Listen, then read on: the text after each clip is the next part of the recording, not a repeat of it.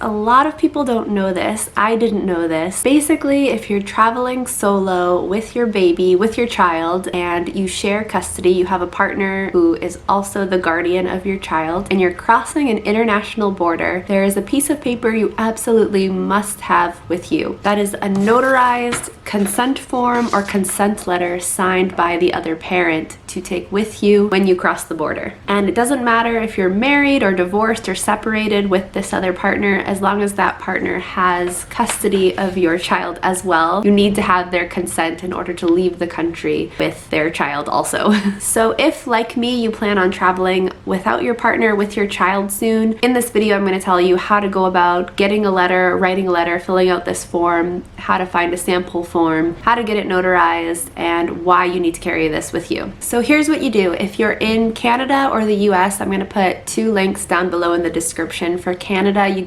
basically go to the traveling section of the government website, and if you're in the US, you go to the US Passport Service website. From either of these websites, you can download a sample letter or a sample consent form. That's what I have here from the Canadian website. I'm American, but I live in Canada, and so since I'm going to be traveling from Canada to the US, I just figured I'd go ahead and go with the recommended consent letter for Canada, and I just kind of liked the format of it. It's more of a form than a letter, but it really doesn't matter. You can type up your own letter if you want, as long as you include some very important information. I'm just going to fill this out by hand. You can type it. I don't think it really matters so much as long as your partner signs it and you have it notarized. The information you definitely want to include on your consent form or consent letter is the full name of your child, the full names and contact information for both you and your partner. So I would put your phone number, your email address, your address. It says to include the full name of the person who is accompanying your child. So I guess in the case where it's not you accompanying your child, you're sending, for example, you and your partner are sending your child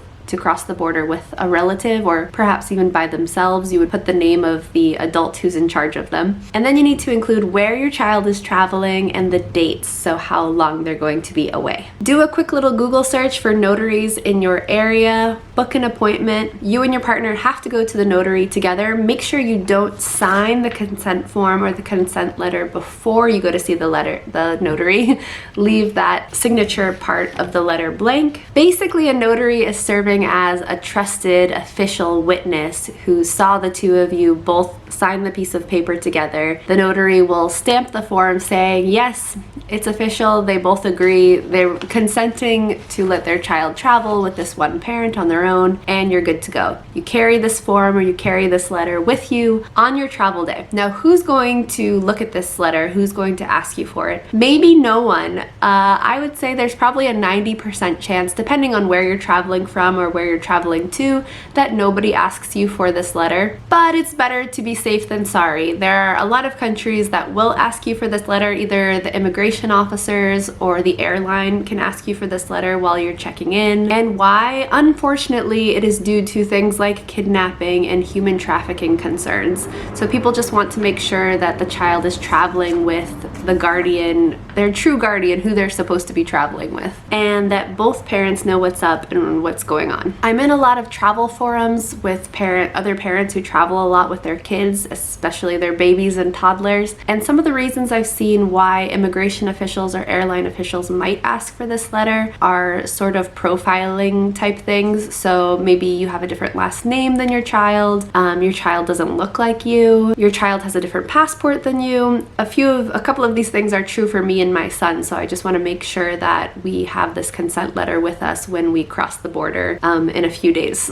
Please remember to like this video down below. Thank you so much for watching. If it's helpful, consider subscribing to my channel to learn more about traveling with your young kids. What do you think about this, guys? Let me know if you've ever gotten a consent letter, if you've ever been asked for a consent letter at the airport before. I would love to know your experiences. See you in my next video.